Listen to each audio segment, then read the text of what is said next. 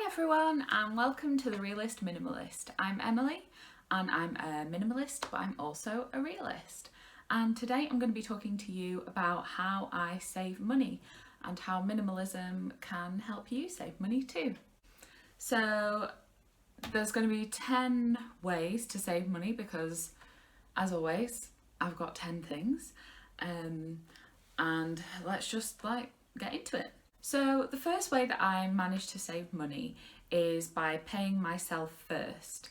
And I know that sounds a bit weird, but it's kind of moving your money out of your account that you get paid from the company you work for or your freelance business or whatever. It's moving the money out of that account and it's moving it into a savings account or just another money market account that is less accessible to you. And by doing that, you kind of lock away that money. And I personally find that it helps me not to think about that money as much. Whereas if it was all in my account, I would be able to spend it more easily and I'd be more likely to spend it. So if you take out the money that you want to save and kind of hide it away in another account, it definitely helps you to keep that savings. And also it helps you to see the savings that are building up, because in your normal account you've got your bills going out, you've got all sorts of stuff going in and out all the time, whereas in this separate savings account you can just see kind of how it stacks up each month. And it's really encouraging to see that, and it definitely kind of makes you want to save more as well.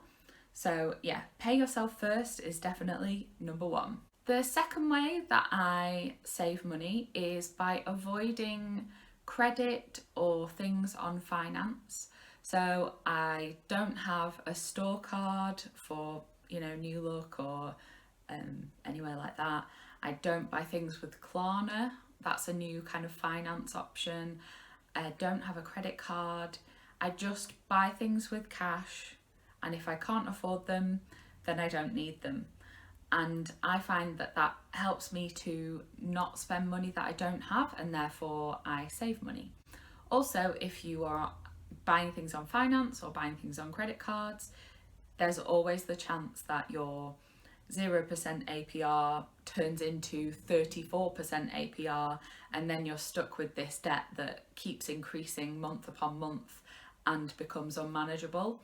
So the best way to stop yourself from getting into that kind of debt and saving yourself money is by avoiding finance and credit where you can. The third way that I save money, this sounds a bit counterintuitive, but it's set myself a fun budget. Now, I've mentioned this in a previous video, but it's just, again, taking a chunk of money and putting it in a pot. Monzo is a good bank for this because you can put different chunks of money in lots of kind of digital pots, or you could have a cash envelope system. The way I do it is I just set myself a budget for fun and kind of keep track of it. A fun budget is a really easy way to kind of stop you from going overboard and therefore saving you money, especially because if you've paid yourself first, your savings are put away and they're not easy for you to access if you're on a night out and you suddenly decide that you want to go to somewhere else and get a load more drinks in, and you can't because you don't have the money. So yeah, definitely set yourself a fun budget, keep track of what you're spending on fun, but also have a good time as well. The fourth way I save money is by investing. So I currently have a Nutmeg account, and I don't do specific stocks yet, although I am interested in looking into that in the future. But I use Nutmeg to have a stocks and shares ISA. And with Nutmeg, this isn't an ad, I promise, you can customize how risky you want to be and also how sustainable you want to be on scales. They ask you a little questionnaire.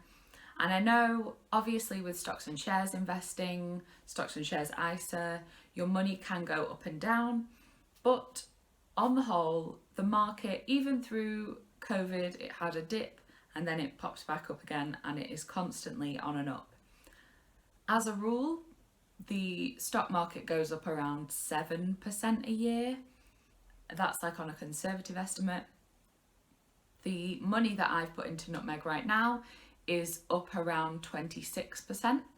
And I actually find that really addictive and interesting to do, investing, because you can take a look at the things that Nutmeg has invested in for you and see how companies are growing, see how the market's growing. It also shows if something odd is going on in the world, you can tell because your investments might be down slightly. It's really interesting. And it's also like quite fun to look at. So investing makes me want to save more money as a hobby, and I would encourage you to have a look at investing as well. It's definitely a really good way to save money. It's definitely a really good way to make your money work for you, because at the minute, if you've just got your money in the bank, it's getting 0.1, 0.01. The interest rates in the bank are terrible, whereas the market is always moving up, always moving on. And yeah, I would definitely encourage you to take a look at investing. Number 5 is set yourself sinking funds. Now these are kind of like the fun budget, but these aren't to be spent as in like throughout the month. These are for longer term things that might happen. So some people have a car sinking fund, and they know that once a year they have to pay £400 on their insurance. They know they're going to have to pay for their MOT, road tax. Maybe they're going to need some work done on their car. Maybe they're going to need a new set of tyres soon. And they put money into that sinking fund so that when the time comes for the car payment to be made or for the insurance to be paid, then the money is already there and you don't have to worry about it. That's a really great way to save if you struggle with big purchases. If you found in the past that when your car insurance is due, then you are struggling for money, you're scrabbling around, you're having to put it on a credit card. If you set up a sinking fund for it, put in £10 a month, you won't notice it, and then by the time your insurance comes around again, you'll have £120 to help you pay it. You can put in as much or as little as you like a month. You could also have it for your house, just in case anything went wrong. You could have it for your pets, just in case they need treatment at the vets. You could have it for school uniforms, things like that, all kinds of different things. Again, Monzo is really good for that, putting money away in different pots and kind of leaving it, setting it and forgetting it. And then eventually when you do need it, you've built up some income in there to help you out with your money. And then you're also not touching your other savings that you're saving for like the future. These are specifically sinking funds to be spent when needed.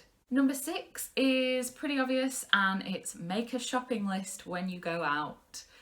The best way to stop you from making impulse purchases is to write down what you need. And I think that's all we really need to say about that, to be honest. But definitely make yourself a list if you're going to the supermarket, if you're going clothes shopping, look in your wardrobe and see what you actually need, what you're actually looking for, rather than just picking up things that you like in the shops. If you're looking on Boots website, write down what you actually need, don't just browse. If you're thinking of buying a new cable for your phone, write it down before you go to Amazon, because we all know that is the worst place for extra purchases. But yeah, write yourself a shopping list and you won't regret it. Number 7 is one you might not have thought of, and that is pay your bills in one-offs if you can. So with my council tax, and probably with your council tax, you can pay off your council tax in 12 instalments, or you can pay it off in, I think it's 9 instalments. and I choose the smaller. And with that, I don't know if I actually save money with the council tax, but for 4 months of the year or 3 months of the year, I'm able to not have to think about council tax or think about paying council tax. And that means for those months, I have extra money to either put into my fund budget or to save and invest. And those few months are the best months of the year for money, let's just say that. So I definitely recommend looking into that. Also, you can look at paying your insurance off in one go rather than installments, because you definitely save money that way. So again, set up that sinking fund, add to it throughout the year, and then when the time for your insurance comes around, pay it all in one go, and you're likely to save up to probably £50. So definitely check that out. Also, when looking for buying a car or a phone or anything like that, think about if you can pay it off all at once, if you can afford it. If so, it's probably going to be the cheapest option. I know thinking about buying a car or a phone not on finance is probably like unheard of nowadays, but you can save probably like loads. You can save loads, especially on a car. But on a phone, I think my phone was £300. But if I had been on a contract, it would have been up to £1,000 for the same phone. And instead, I got a pay-as-you-go on giffgaff, and I pay £10 a month for as much as the contract would have given me for a lot less money. So definitely look at paying things off in full, paying things cash. Don't try not to pay in installments, and you will definitely save money that you can invest, you can make work for you, and have more money overall. Number 8 is use secondhand sites. So check out eBay, check out Facebook Marketplace, check out Vinted for all the things you need before you go shopping on Amazon, ASOS, wherever. Check out Depop as well, another one. But definitely look at those, because often you'll find a lot of really gently used items that are in really good condition, or you'll find things that haven't been used at all and they are an absolute bargain. They are half the cost, they are a tenth of the cost sometimes of the things that you actually want. I've bought so many things off eBay and off Facebook Marketplace, and I've sold so many things that were absolute bargains on eBay and Facebook Marketplace as well. So definitely check them out. Even if you're looking for something really specific, like something electrical, or even kind of makeup or things like that, often there's sealed, unused items. And if you're not into that, like, maybe check out the charity shops, now they're back open. There'll have been loads of people donating loads of stuff. I have seen bags and bags going into charity shops. So definitely check them out before you go to the high street stores, before you go to Boohoo, to Pretty Little Thing, to ASOS, before you go to Amazon. Just have a look on secondhand shops. Also, it's really good for the environment as well. So like, you're doing like two good things. You're saving money and you're helping the environment. Number 9 is use survey sites. So I use a couple of them. We use Atapol, which is just really simple. It's an app. You just download it and answer surveys as they come up. Pennies turn into pounds quite quickly. You can cash out at £3, which is really great, because then you can get paid into your PayPal, or you can get paid via a voucher, or I think you can also donate it to charity. But then that money can be used to build your savings, or it can go into a sinking fund. But it is a really useful way to just get a few extra pounds. I tend to find that I could, if I worked really hard at it, make about £2 to £3 a day, which, when you think about it, is quite good for just sitting at home filling out surveys. but I tend to go for about £3 a week. That's just my own personal goal, but you definitely could get more if you wanted to. If you had a part-time job, maybe you wanted just a few quid to top up. Often we'll use that money in PayPal if we want a takeaway or if we want to buy something on Amazon, but generally it's takeaways. But yeah, it just helps because then you're not spending the money that you have accounted for in your budget. It's just like a little bit of extra fun money. And finally, number 10 is cash out. And you're thinking, what does she mean, cash out? And that means take cash out with you. Leave your bank card at home, set yourself a budget, withdraw that amount of money from the cash point, put your card at home, put it in a cup of ice, whatever you want to do, but just take cash out. Take the budget that you're willing to spend that day, that you're able to spend that day, and don't spend any more than that. If you take cash out and also take your card, then you have the temptation of just saying, oh, I'll just put one more round on my card, or oh, I'll just get a taxi home because I've got my card. If you have cash, you will most likely keep hold of it. You are much more likely to spend less. You are much more likely to come home with more money at the end of the day.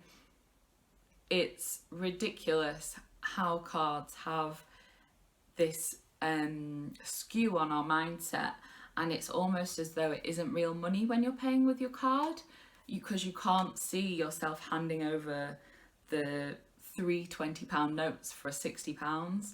And so one top that you might spend 50 quid on your card, when faced with actually giving the cash point person 2 20s and a 10, you might think, do I really need this top? You may have a second think about it, and more likely than not, you're probably going to put it back, or you're probably not going to buy that other round, or you're probably going to say, actually, I'll get the bus home, or maybe I'll share a taxi with someone, or I don't need this little thing, I've got food at home. The old adage, I've got food at home. But yeah, taking cash out with you is it's my number 10, but it's also my number 1 way to stop yourself from overspending and help yourself save money. So I hope you enjoyed this video. I thought it was a bit interesting to tell you the ways that I save money kind of every day, and I hope you are able to put this into practice in your life. Let me know if you've got any other ideas for saving money. I'd love to hear them. I'd love to save some more money, and let me know if you found any of them useful as well. I'd love to hear from you in the comments. You can also follow me over on Instagram at The Realist Minimalist. I'll link it below for you. And I hope you have a lovely day. Happy decluttering. See you soon. Bye.